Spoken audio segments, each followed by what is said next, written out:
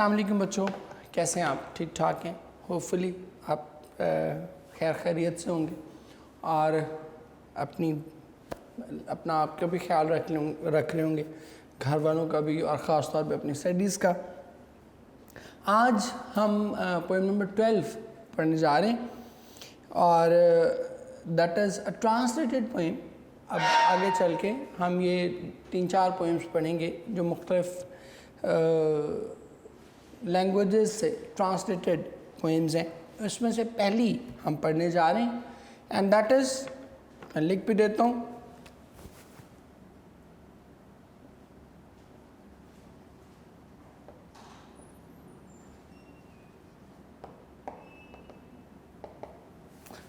रुबाइयात। और इसके जो पोइट हैं that is a very known personality to all of us,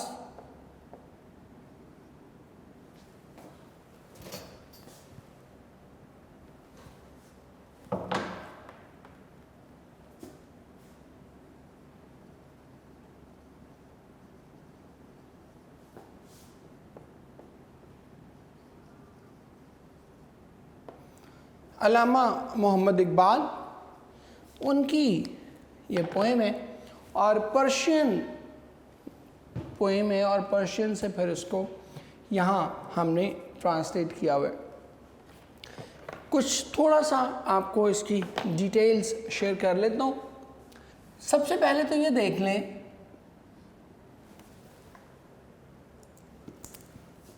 कि ये वर्ड है रुबाई।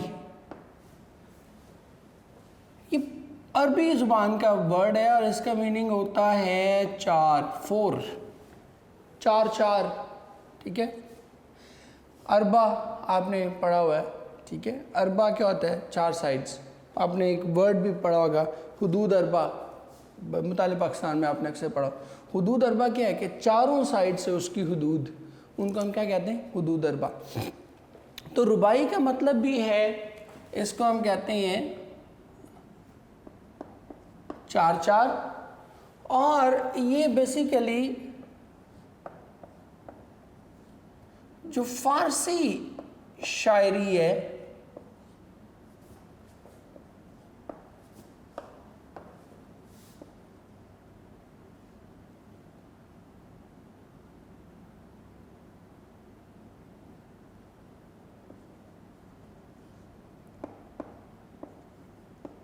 ये फारसी शायरी की एक किस्म है, फारसी शायरी की एक सिन्फ है।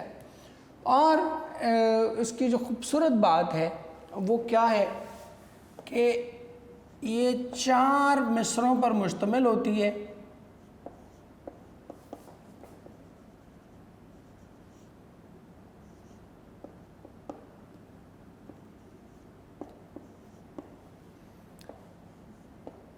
चार मिसरों पर। और असल जो ब्यूटी है इसकी वो ये है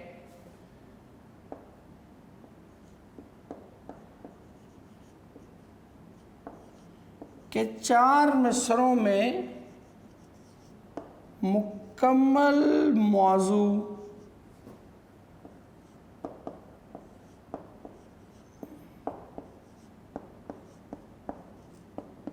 बयान किया जाता है।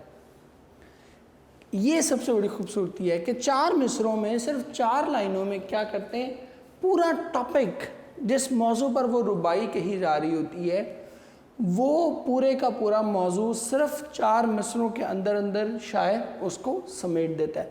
And that is a great art. ये आसान काम नहीं है, ये बहुत मुश्किल काम है। अगर आप इसकी बनावट के हवाले से बात करें, मैं थोड़ा सा आपको बैकग्राउंड सारा इसलिए दे रहा हूँ कि आपको पता हो कि हम क्या पढ़ रहे हैं। सिर्फ उसका तर्जमा कर देना या इम्तहानी पॉइंट ऑफ व्यू से, एग्जामिनेशन पॉइंट ऑफ व्यू से उसको पढ़ लेना और रट लेना ये ज़रूरी नहीं है। यू मस्ट नो कि हम क्या पढ़ने जा रहे हैं और इसका बैकग्राउंड क्या है और किस तरह से ये चीज़ें ठीक हुई हैं। ये 4 मिसरों पर मुश्तमिल एक 4 मिसरों में मुकम्मल मौजू बयान किया जाता है। और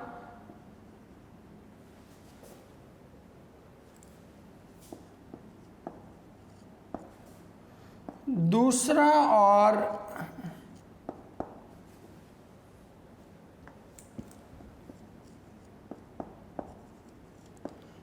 चौथा मिसरा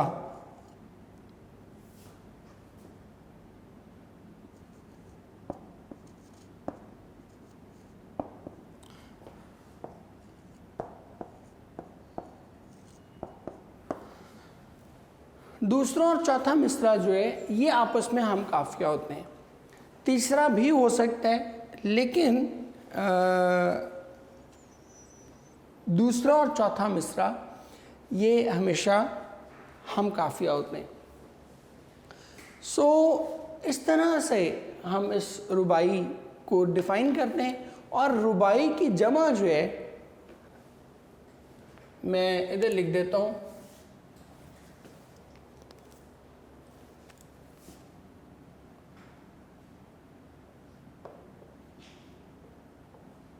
रुबायात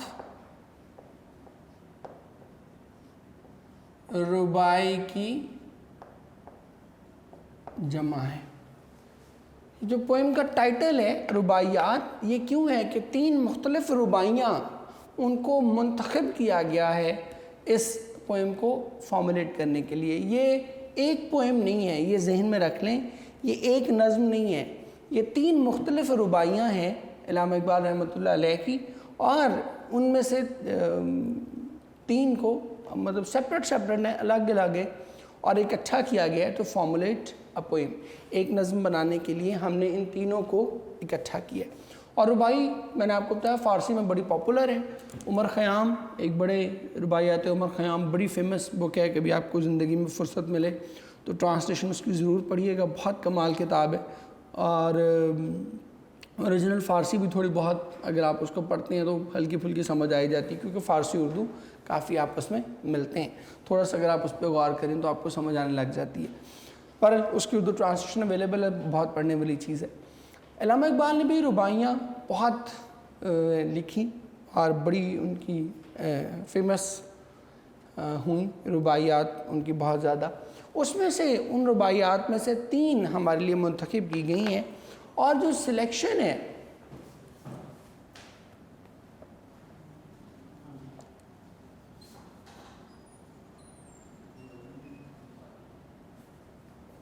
out of so many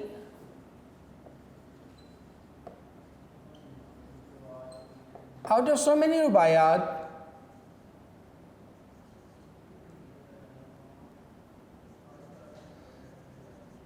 three have been selected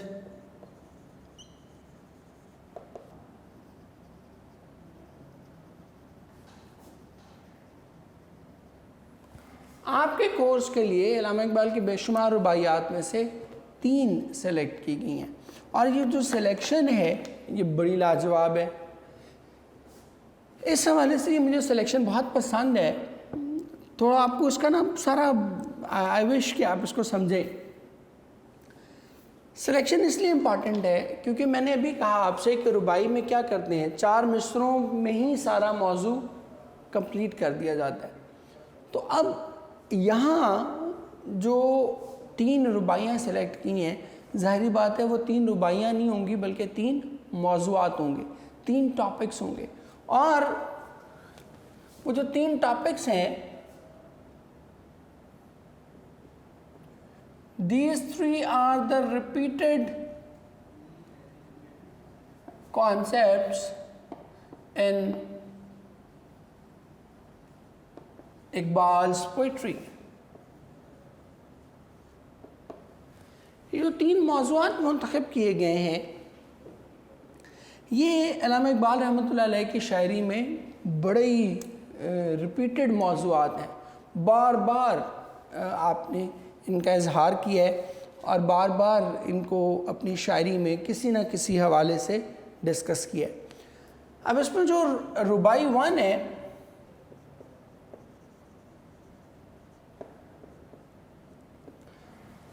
ये किसके मुतालिक है?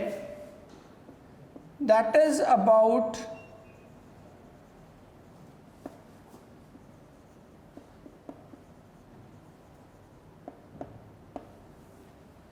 Importance of faith.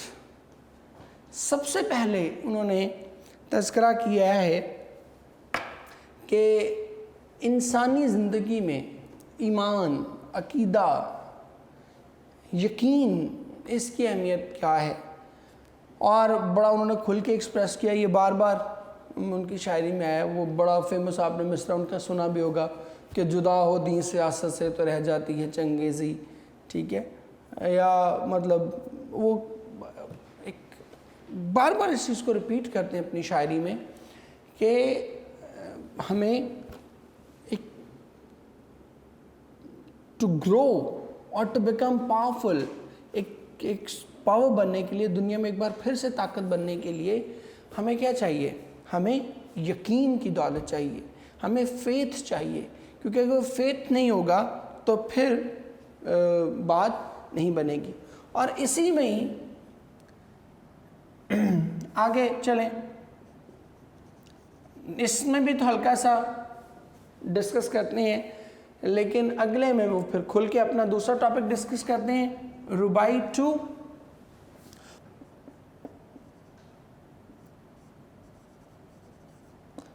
that expresses basically Iqbal's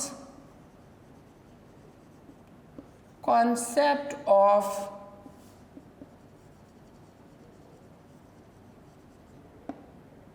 nationalism. दूसरी रुबाई इस बात को डिस्कस करती है कि इकबाल के नज़दीक नेशनलिज्म का कॉन्सेप्ट क्या है, नेशन की बेसिस क्या है। उनके नज़दीक क्या वतन किसी कौम होने की दलील है कि जिस कौम का वतन एक होगा, एरिया एक होगा, वो एक कौम हो जाएगी, या उनके नज़दीक ज़ुबान, उनके नज़दीक मज़हब, या जो भी आगे हम पढ़ेंगे कि उनके नज़दीक नेशनलिज्म के बेसिस क्या हैं, किस बिना पर किसी ग्रुप ऑफ पीपल को कौम कहा जा सकता है। ये दूसरा कॉन्सेप्ट है और ये रिपीटेड है। इकबाल हमेशा, आपको पता है, आपने भी पढ़ा होगा कि इकबाल कौमियत की बुनियाद, कौम की बुनियाद किसको समझते? रिलीजन को। हमने पढ़ा हुआ, उनका बड़े मशहूर ज़माना शेर है कि एक हो मुस्लिम हरम की पासबानी के लिए, नील के साहिल से लेकर ताबखा के काशगर, या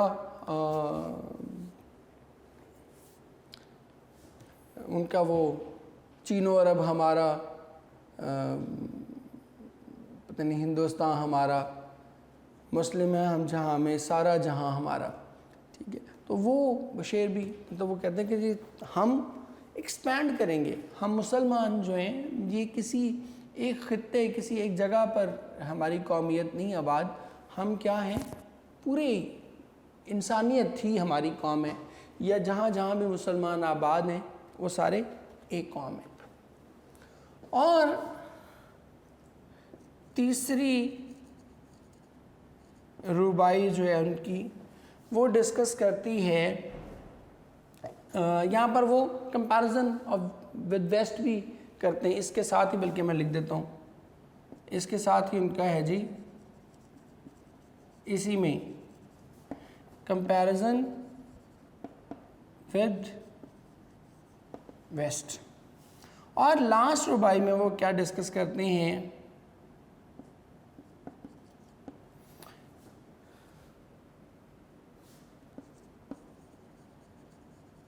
elements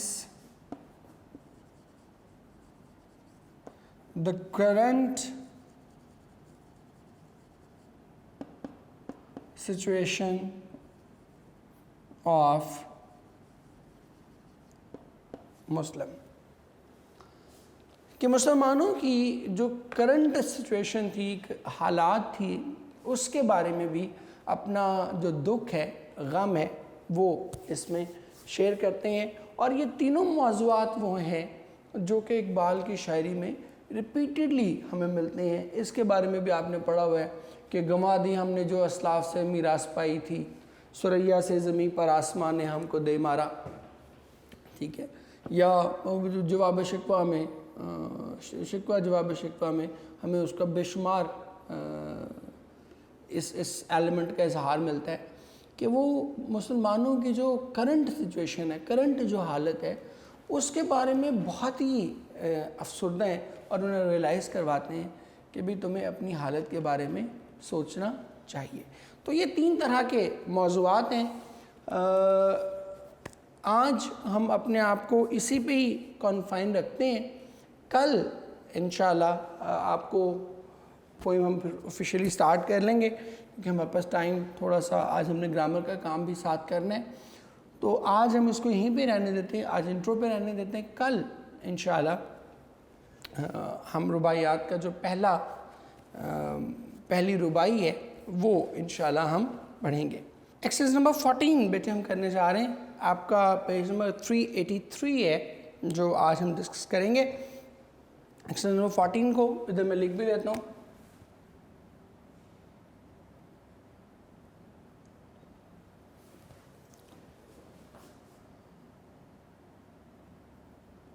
Correct form of verb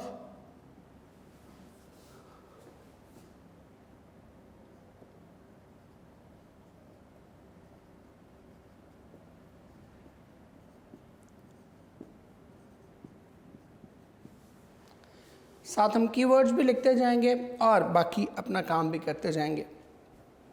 His father died in 1985।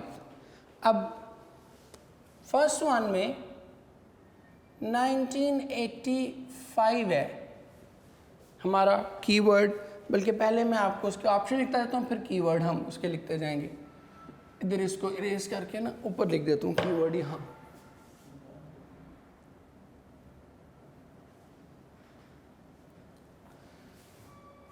Option इसकी ऑप्शन डेल्टा है आपकी, और कीवर्ड क्या है 1985। अब ये हमें पता है कि जब भी पास्ट टाइम मेंशन कर देंगे किसी भी चीज़ के साथ, तो फिर हम क्या करेंगे, उसको पास्ट इंडेफिनिट में हमेशा इस्तेमाल करेंगे, पास्ट परफेक्ट में या किसी और चीज़ में हम उसको इस्तेमाल नहीं करेंगे। तो चूँकि 85 आ गया, 1985 आ गया, पास्ट टाइम है, that is why we will always use past indefinite. A loud noise blank him when he was sleeping। अब ये देखें इसमें क्या है क्या जी, disturbed him, ऑप्शन अल्फा, और यहाँ पर कीवर्ड हमारा क्या बनेगा when he was sleeping। अब when शो करता है किसी चीज़ के साइमल्टेनियस होने को, एक वक्त बिल्कुल उसी वक्त कोई चीज़ हो रही हो। तो when he was sleeping past की बात है, तो पास्ट कंटिन्यूअस है ना ये, कि जब वो सो रहा था तो उसी वक्त कोई बेल हुई, उसी वक्त उसने उसको डिस्टर्ब किया। तो सिंपल सी बात है कि हम क्या यूज़ करेंगे, पास्ट कंटिन्यूअस के साथ we should always use past indefinite, ख़ास तौर पे अगर when लगा हो। ठीक हो गया। दूसरी चीज़ और तीसरी हमारी जो ऑप्शन है वो है I write a letter yesterday. अब यहाँ भी आप देखें correct option is option B, और कीवर्ड क्या है, कीवर्ड है इसमें यस्टरडे। फिर वही एग्जाम्पल जो ऊपर बात की कि पास्ट टाइम जब मेंशन कर देंगे तो उसके बाद फिर सिर्फ और सिर्फ हमारे पास एक ही ऑप्शन रहेगी कि हम पास्ट इंडेफिनिट टेंस यूज़ करें। आगे, I blank for my performance in the test. आप देखें नंबर 4 पे हमारी जो ऑप्शन है that is option C, I was praised. Because यहाँ पर कीवर्ड क्या है कि किसी ने अगर टेस्ट में अच्छी परफॉर्मेंस दिखाई है तो ही विल बी प्रेज्ड, वो तारीफ नहीं करेगा बल्कि उसकी तारीफ की जाएगी। तो जब उसकी तारीफ की जाएगी तो इट मीन्स कि वो एक्टिव वॉइस में नहीं है बल्कि किस में है, पैसिव वॉइस में। तो जब पैसिव वॉइस आएगा तो पैसिव वॉइस के साथ अंडरस्टूड है कि यहाँ इसके साथ बल्कि लिख भी लें प्रेज्ड और पैसिव वॉइस है, तो पैसिव वॉइस के साथ तो हमेशा हमें पता है कि थर्ड फॉर्म ही इस्तेमाल होगी, फर्स्ट फॉर्म कभी भी इस्तेमाल नहीं हो सकती। और बाकी बीन देख लें, खाली आ नहीं सकता। हैड बीन तो उस वक्त आएगा जब आगे परफेक्ट कंटिन्यूस होगा, आगे कुछ साथ बात भी बताएंगे। नंबर 5 पर देखें जी, I go to the market and bought a newspaper. अब देखें यहाँ पर जो हमारी ऑप्शन है that will be option C, और कीवर्ड क्या होगा, एंड बॉट। एंड का मतलब क्या है, साथ होना किसी चीज़ का ना, कपल, पेयरिंग। तो एंड के बाद जो कुछ आ रहा होगा उसी तरह की चीज़ एंड से पहले भी आएगी। इनके एंड की दोनों साइड्स बैलेंस्ड होंगी। अगर इधर पास्ट फॉर्म है तो उससे पहले भी क्या आएगी, पास्ट आएगी। इधर प्रेजेंट है तो इधर भी क्या आएगी, प्रेजेंट ही आएगी। इधर आईएनजी फॉर्म ऑफ वर्ब है तो इधर भी क्या आएगी, आईएनजी फॉर्म ऑफ वर्ब ही आएगी। तो एंड बॉट, ये बॉट क्या है, हमारी सेकंड फॉर्म, तो उससे पहले भी क्या आएगी, उससे पहले भी सेकंड फॉर्म ही आएगी। नंबर 6 देखते हैं जी हम, ही गो आउट 10 minutes ago। अब इस पे सबसे पहले देखें जी,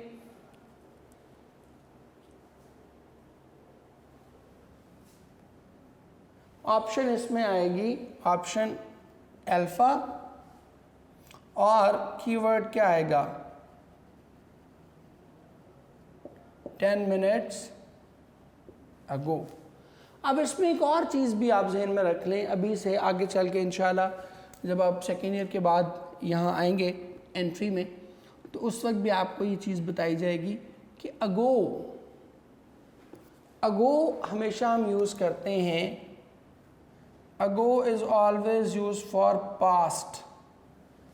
ये कभी भी प्रेजेंट के लिए इस्तेमाल नहीं होता, प्रेजेंट के लिए बिफोर यूज़ होता है। जैसे आप कहते हैं I have seen him before, मैंने इससे पहले भी उसे देखा है। I have seen, had seen नहीं करेंगे, ठीक है। और हम कहते हैं कि he went to Karachi 10 months ago, वो कराची गया आज से 10 महीने पहले, पास्ट की बात करें। तो अगो है ही पास्ट का वर्ड, इसलिए इसको हमेशा पास्ट के साथ रिलेट करेंगे, पास्ट इंडेफिनिट के साथ। प्रेजेंट के साथ कभी भी रिलेट इसको नहीं कर सकते।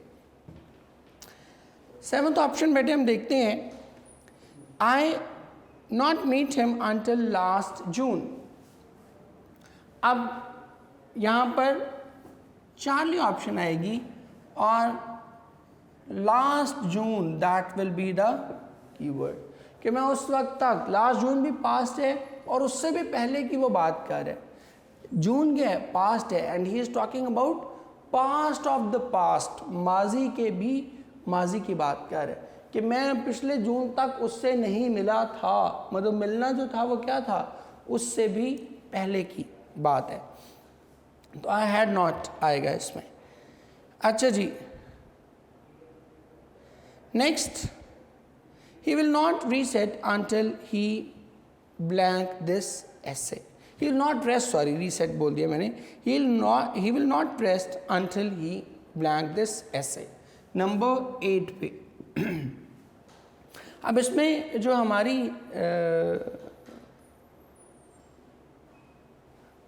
ऑप्शन बनेगी दैट इज ऑप्शन सी, कि वो इस वक्त तक नहीं करेगा जब तक वो अपना ऐसे लिख नहीं लेता, ठीक है। तो अंटिल कंडीशन है ना, अंटिल इज द कीवर्ड, कि उस वक्त तक नहीं होगा जब तक ये काम मुकम्मल नहीं हो जाता। कंप्लीशन की तरफ हम जा रहे हैं। आगे चलें जी, I leave home at 8 o'clock this evening, ठीक है जी, कि मैंने जो है आज ही, ये आज दिस इवनिंग, आज की बात कर रहे कि आज शाम में निकला हूँ, तो फिर ये क्या है, फिर प्रेजेंट है, फिर पास्ट नहीं है। सो ऑप्शन बीटा नंबर 9 की ऑप्शन क्या होगी, that will be option B. वजह इसकी क्या है, वजह इसकी है दिस इवनिंग, प्रेजेंट की बात हो रही है। बाकी सारे left, had left, was living, ये सारे क्या हैं, ये सारे पास्ट के हैं। नंबर 10 पे चलते हैं जी, आई पेंट अ न्यू पिक्चर। अब ये कोई स्टैंड अलोन इवेंट लग रहा है, ठीक है, तो इसमें हमारे यहाँ जो कीवर्ड तो ऐसा सच कोई नहीं बनेगा, लेकिन ऑप्शन हमारी क्या आएगी, अल्फ़ा। वजह उसकी क्या है, वजह उसकी है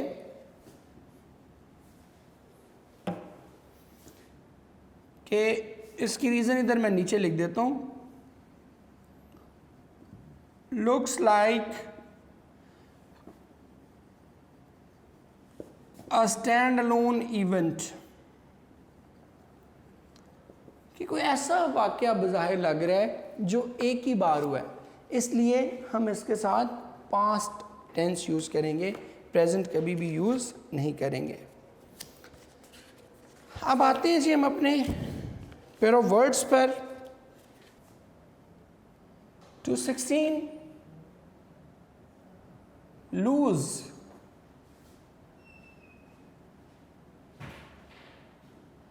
ये कहते हैं ढीला, और दूसरे वाला जो लूज है, ये वाला लूज जो है इसको कहते हैं खो देना। एग्जाम्पल्स देखने, I like to wear loose clothes, कि मैं ज़रा ढीले ढाले कपड़े पहनना मुझे पसंद है। और दूसरा, lend only what you can afford to lose, कि सिर्फ उतना ही उधार दो जितना तुम खो देना बर्दाश्त कर सकते हो। नंबर 217 पे देखें, कहते हैं लवली और लवेबल।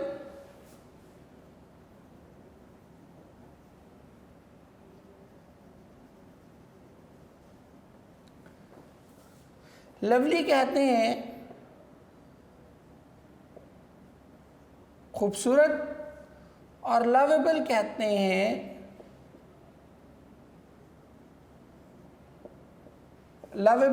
हैं काबिले मोहब्बत, प्यार के काबिल, मोहब्बत के काबिल।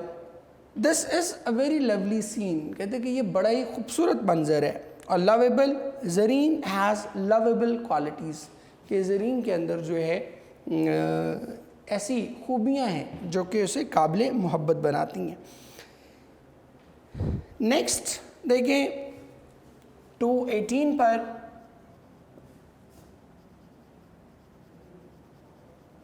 लग्जोरियस और लग्जोरियंट। लग्जोरियस होता है आरामदेह, इंतहाई कंफर्टेबल, पुरतायुश, ऐश पसंद। और लग्जोरियंट होता है आम, फरामा, कोई ऐसी चीज़ जो बहुत ही ज़्यादा क्वांटिटी में आपको मुयस्सर हो। अरिश में लिव्स अ लग्जोरियस लाइफ, एक अमीर आदमी बड़ी आराम, बड़ी ऐश वाली ज़िंदगी गुजारता है। और luxuriant, she has long and luxuriant hair, कि उसके बाल जो हैं वो लंबे और बहुत घने हैं, बहुत ज़्यादा हैं। इसके बाद 219 पर लेड और लेड। ये वाला लेड जो है ये एक धात है जिसको हम कहते हैं सीसा, और ये लेड है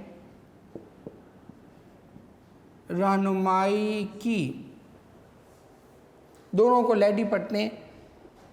सम of the water pipes are made of lead, के कुछ वाटर पाइप्स शीशे के बने हुए हैं। The waiter led us to our table, और वेटर हमें हमारी टेबल की तरफ लेकर गया। और 220 पे लीन और लेन।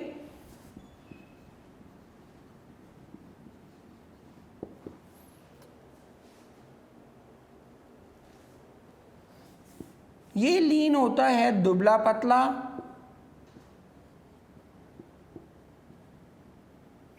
और ये होता है जी एक सरकारी हुक्मनामा, कर्ज ख्वाह जिसने आपको कर्ज दिया होता है उसका हक या हक के तसर्रुफ इसको कहते हैं। If you lean against the post it might fall. ये वाला लीन दुबला पता भी होता है और झुकना भी होता है, ये भी दोनों होते हैं इसके मीनिंग। यहाँ पे झुकना वाला किया हुआ है। If you lean against the pole it might fall, कि अगर तुम उस पर झुकोगे पोल पर तो हो सकता है वो गिर जाए। द जज ऑर्डर्ड अ लीन अगेंस्ट मिस्टर खान सैलरी, कि उसने मिस्टर खान की सैलरी के एवज जो है क्या किया, उसे कर्ज जारी कर दिया। ले बैठे, इसके साथ ही आज का ये हमारा lecture that comes to an end ख़त्म होता है। कल इंशाल्लाह नेक्स्ट लेक्चर के साथ फिर आप बच्चों से मुलाकात होगी। टिल देन अल्लाह हाफ़िज़, जीते रहें, खुश रहें। Thank you.